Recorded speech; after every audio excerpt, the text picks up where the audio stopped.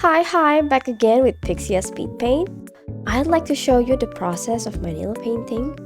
But before we start, please bear my voice difference as I'm currently having a flu. But yeah, let's get on to the drawing process. As usual, I start with the half body proportions.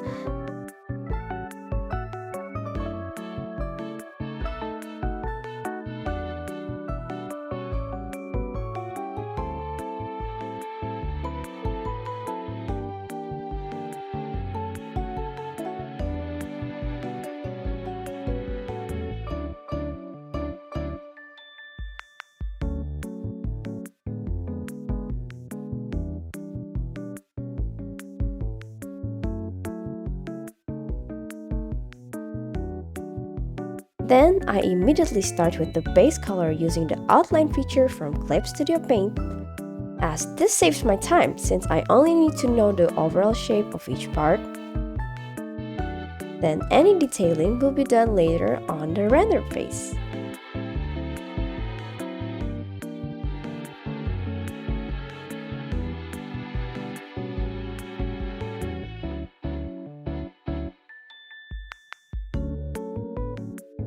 While painting the base color, I always keep in mind to separate the layers that are based on body parts and colors, as this will give me an easier access to editing each part on a later process, which you can always merge a layer if you think it's better off that way.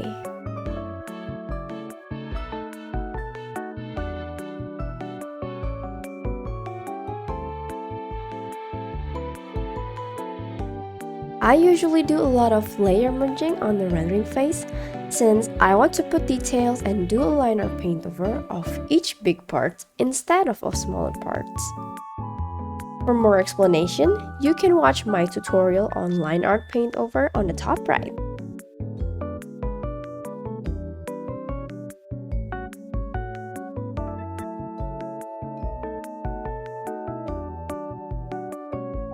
As we enter the rendering phase, I almost always start with the eyes cause it makes the whole drawing feels more lively from the start, making me feel better while painting the rest of the drawings. For more details on drawing eyes, you can watch my eye rendering tutorial linked above. Then I continue with the hair rendering. I love rendering red colored hair since it feels very clear when I add a stronger saturated red color, and how I can use orange color as the highlight that makes the hair more vibrant.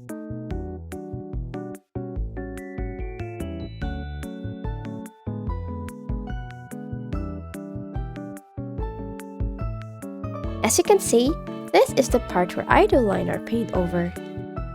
I merge the layers into one and then start doing some details from the line art going into the details of the hair rendering.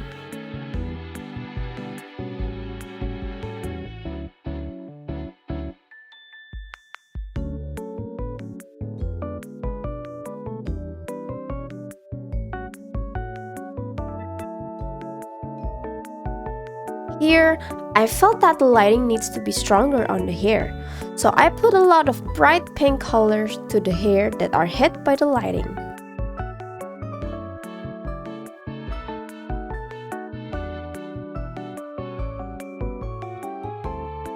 The light source looks clearer now, right? I even also added the lighting changes to the middle bangs in order to make the hair blend in better with the lighting.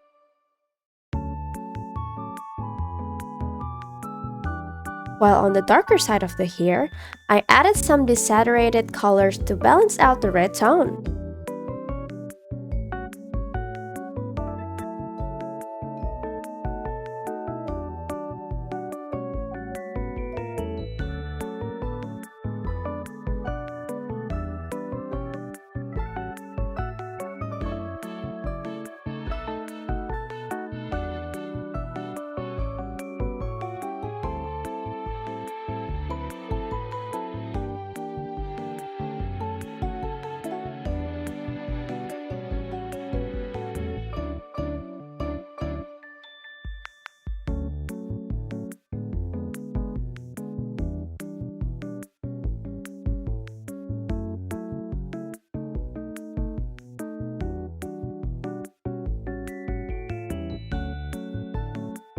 Now we start rendering the flowers.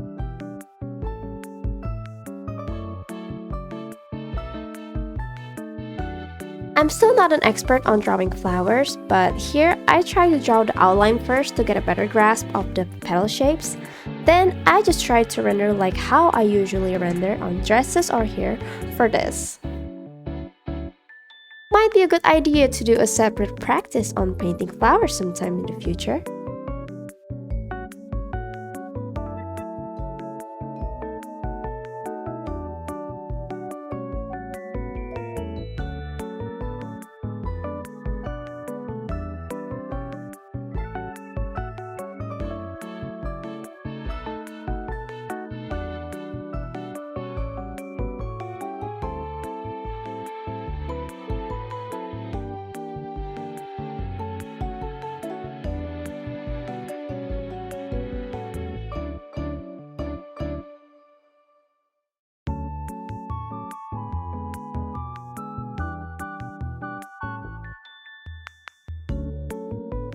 Now we're slowly getting into rendering the body.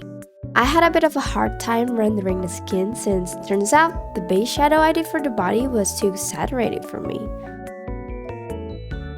So I decided to add a less saturated colors on the skin later on.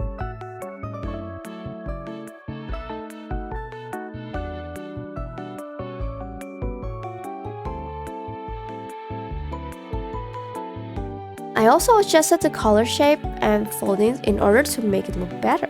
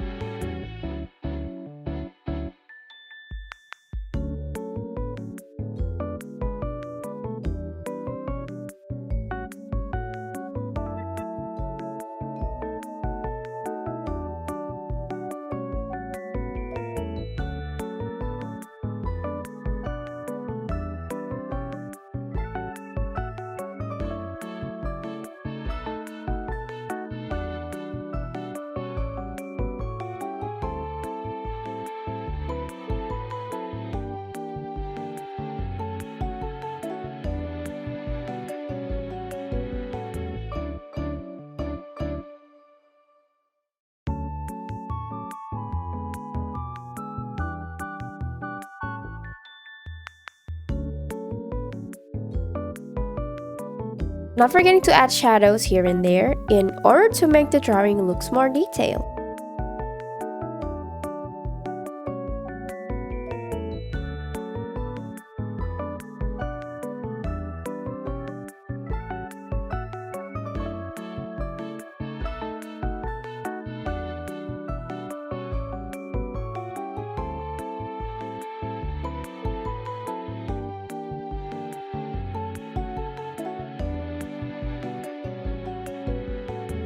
While rendering the hands, I felt a bit confused on how I should do the lighting, so I decided to take a picture of my own hand with a similar lighting to get a more realistic reference for the rendering.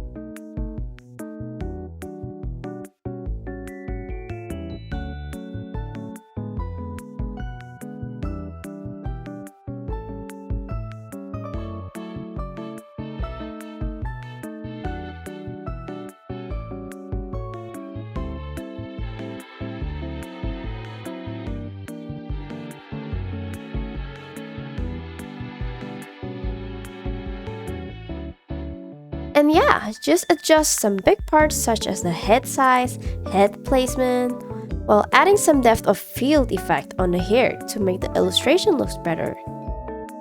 You can always add a light white color or colors that are the same as your background to create this effect. Just put it lightly and then merge the back layer so you can do a Gaussian blur on it, making a really neat depth of field effect.